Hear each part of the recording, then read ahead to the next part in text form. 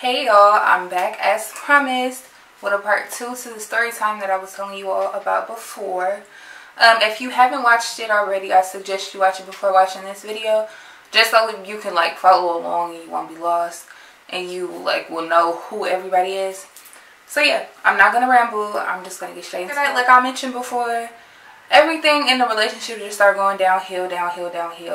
Now, as far as Helga, she did end up popping back up again around like Thanksgiving, and me and him had got into it. I remember I went to stay with my godmom for a minute because, if you know, I was living with him. So I went to my godmom's house to stay with her. During that time, I was still like checking in to see what he was doing because, you know, we wasn't together, but we was together, if you know what I mean. So I was still checking to see what he was doing. I just knew, like, my intuition just told me he was doing something he wasn't supposed to be doing. So I'm like, okay, let me go check on her page and see if he been fucking with her. So I go on her page, and instantly I see a picture of her in his bathroom. Now this nigga gonna try to say that it's an old picture or whatever, and I'm like, how stupid do you think I am? Like, I just bought all that soap and shit for the bathroom recently. Like, that's not an old picture. So long story short, he ended up coming clean, talking about they didn't do nothing. She was just over there because she didn't have nowhere to go. And I'm just thinking, like, why the fuck is that your problem? You feel me? So after that, it was just hell. Like, we was just going back and forth. We would break up every other week and stuff and get back together. Sometimes when you think you in love, like, it makes you do dumb shit. Like, when you think that you really in love with somebody, it makes you do dumb stuff. But for me, that wasn't only the case. The other thing was, as I mentioned, I went to go stay with my godmom, but her house was like really full. Like, she had a lot of people there, so I couldn't stay there anymore, and I ended up moving in with him permanently. So I ended up staying in a relationship longer than I needed to, just to have a place to lay my head. And as sad as it may sound, I had to do what I had to do. You feel me? Well, I had to do what I thought I had to do. So, yeah, so I put up with a lot of shit from him because of that. Because he felt like, oh, you don't got nowhere else to go. You don't got nobody else to turn to, so I'm just gonna fuck with you. You feel me? Like, I went through getting my shit put out at 1 o'clock in the morning while I'm coming home from work. Getting put out at 1 o'clock in the morning, you feel me, after arguments and shit. You know, just controlling different types of controlling mechanisms and shit. Like, hella mind games, verbal abuse. The last straw for me was when it got physical. So basically what happened was we went to go pick up my best friend's car with her boyfriend. So my best friend Lindsay and her boyfriend James, we went to go pick up Lindsay's car with James. I let Peter drive my car to take James, and I rode in the back seat. Because, I don't know, like, for some reason, he was hella just, like, I don't know, like, he was hella insecure all of a sudden. He was hella, you know, like, not overprotective, but, like, when it came to a dude, he was hella sensitive about every dude, like, I talked to or came encounter with. So I'm like, okay, you can drive my car and take him. I don't want to, you know, like, even though that's your cousin, that's my best friend boyfriend, I don't want you to think I'm on some weird shit, even though you really on some weird shit for thinking that. But, yeah, so we drove him to go pick up my best friend's car. Her car wasn't ready that day, so we left. I was hungry, they was hungry, so I was like, just stop at McDonald's or something, let's get something to eat. We get to McDonald's, or whatever, and everybody ordering their food, you feel me? So I'm thinking, like, okay, James just gonna give Peter the money when we get to the window, and then I'm gonna pay for me and Peter food. So we get to the window, and the lady said the total was like $18 or something.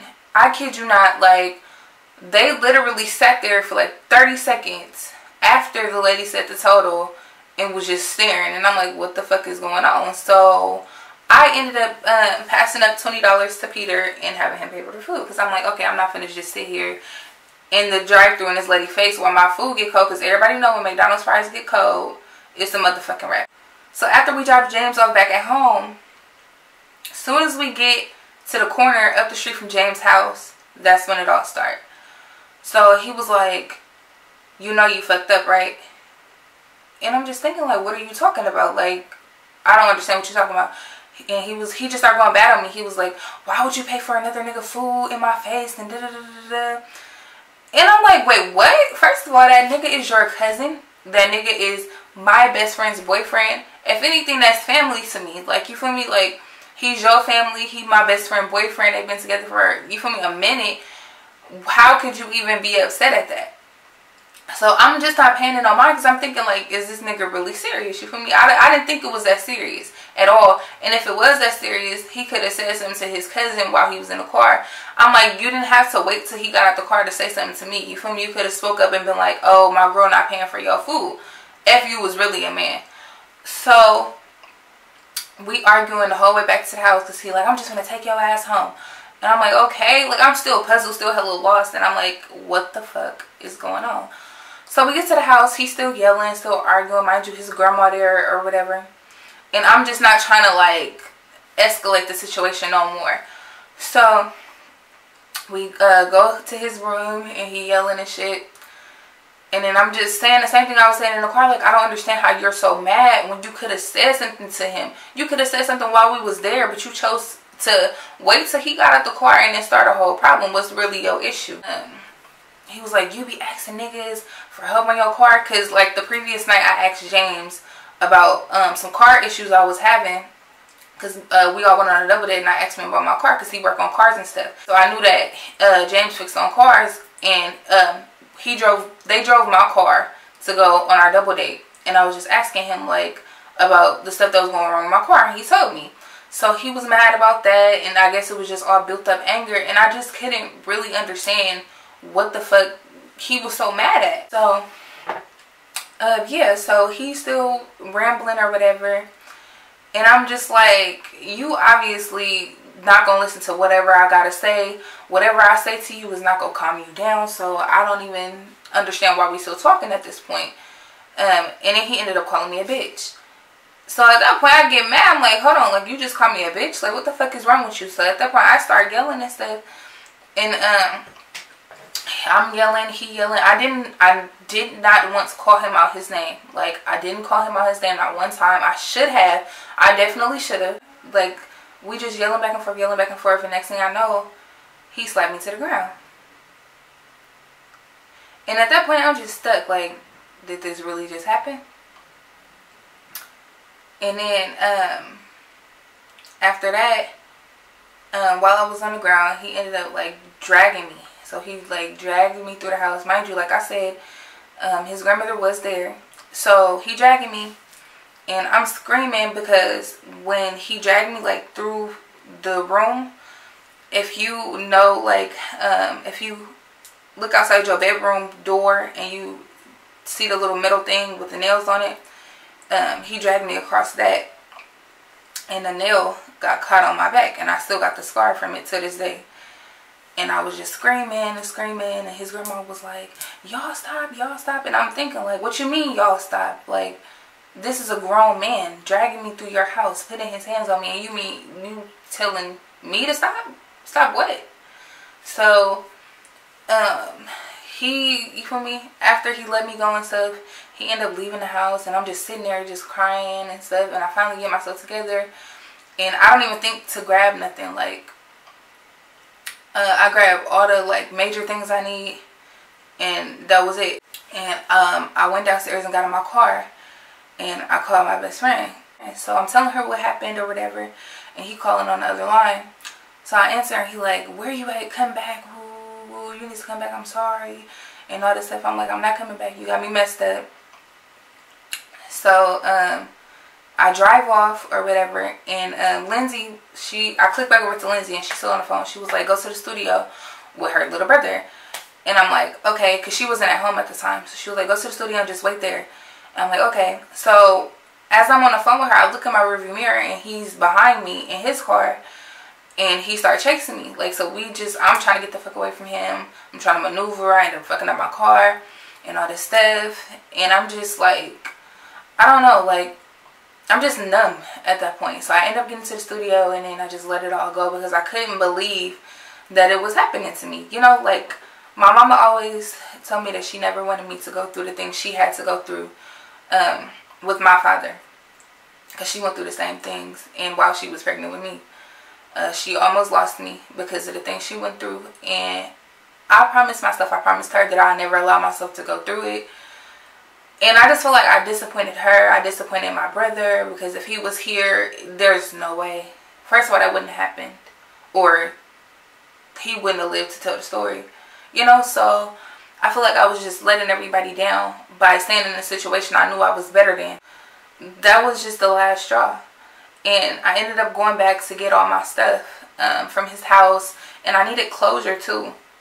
Because I wanted to know, like, why. I wanted to know why me. Like, why did I deserve to get cheated on? Why did I deserve to get hit? Why did I deserve to get verbally abused daily? I didn't understand it, because I'm like, in my opinion, I'm not a perfect woman. I have an attitude just like any other woman. But I'm not, you know, like, I don't deserve that. Like, I cook, I clean, I work. I'm not lazy. I don't depend on anybody for anything. All I ask is for trust, honesty, communication. Just simple things. I don't ask for money. I don't ask for nothing. So I didn't understand it. And I needed an answer, or I thought I needed an answer. So when I went back to get the answer, he didn't even want to talk like a normal person. He wanted to yell and cuss and fight. So that time when he tried to put his hands on me, I was no longer in shock, and I ended up beating his ass. So yeah, so after that, he ended up going to my best friend and telling her like what I did or whatever. His face was all fucked up. But I felt, you know, like, I felt like he needed to feel. I felt like J loved him enough, you know, like I had enough of that shit. So, oh, and his grandma was there when it happened, when I went back. And the funny thing was, when I was beating his ass, it all changed. It was, oh, Aaliyah, I'm gonna call the police on you. Oh, you gonna call the police? Oh, okay. But you couldn't get up while he was doing that shit to me. And as, you know, as mothers and stuff, I just see, that's so sad. I hate when mothers enable their sons to do stuff, you know, to mistreat women, you know, or to take up for them when they wrong. I could never. Because if my son ever think he gonna put his hands on a woman, that'll be the day. I'm so happy I got out of that situation, because it taught me a lot. I learned a lot from it. When I ended up leaving, even though I didn't have nowhere to go, I slept in my car for a while, and it was better than sleeping next to somebody that I really didn't even know, you know, that was dealing with demons of his own and was taking it out on me. It was better than sleeping next to somebody and still feeling alone. So, you know, I slept in my car for a while. Nobody knew. I was just going through stuff and praying about it. But at least I was out of that situation, and I knew I would get through it. Yeah, after that, he did what any other ex does. Like, he called every once in a while from different numbers saying that he missed me, you know, and I really didn't give a fuck. He started popping up and stuff where I would see him while I was riding around. He'd pop up at my job, and it came to the point where I had to get a restraining order on him. You know, I got sugar put in my tank, I got my brake line cut, and he still denies everything to this day, but there's nobody else that would have did anything like that. So I'm just happy I'm here to tell my story. I'm happy that I'm still alive and well. I'm happy that that didn't break me. You know, like, it just made me even stronger. So my advice to anybody that's going through a situation like that is to get out. You know, like, I mean, nobody can really tell you to leave. You'll leave whenever you're ready, whenever you feel like you're ready. Because people can tell you today, blue in the face, like, you should leave, you should leave, you should leave. But until you're really ready, you're not going to. And there's nothing wrong with you. It's just you only know when you've had enough. But I would advise you to get out, because you never know what somebody is capable of. You never really fully know a person. You only know what they want you to know. So if somebody is showing signs of abuse, whether it be verbal or physical or anything like that, they don't love you. That's not love. Love is not supposed to hurt you, and you don't deserve to put yourself through that. Like, you deserve better. You should want better for yourself. So yeah, I would advise you to get out of the situation And during that time, I really wish I had somebody to talk to that went through it. You know, even besides my mom, because I couldn't talk to her about it. Because she worries a lot, and I didn't want her to worry about it. So I really wish I had somebody to talk to that knew what I was going through, you know, and just could tell me how they got through it. So if you're going through that and you need somebody to talk to, or you just need somebody to listen, you don't want no advice or none of that, you just want somebody to listen to you. You just need somebody to listen to you. I'm here. You can always DM me. Feel free to DM me.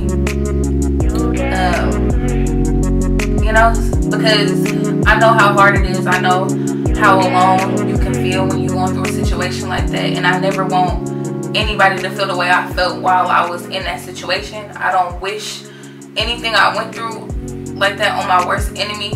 Like some of the stuff that was said, like the verbal abuse, it still sticks with me to this day, and I still have problems with dealing with it. I have trust issues because of it, and I'm working on it. Luckily, the person I'm with now, like, he's awesome. I never have those problems. I don't even see a trace or a sign of those issues.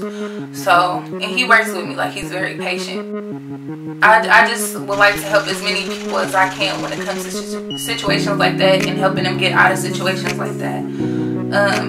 I know this video wasn't, you know, as humorous as some of my videos, and that's just because I feel so strongly about the situation, and it's not a joking matter. Like, it's something that's very serious to me. If you want to talk, I'm here. So for my next video, I don't quite know what I'm going to be doing yet. You guys can always suggest things in my inbox. You can DM me. I will drop my Instagram in the description box below. The next video I upload will be in the next day or two.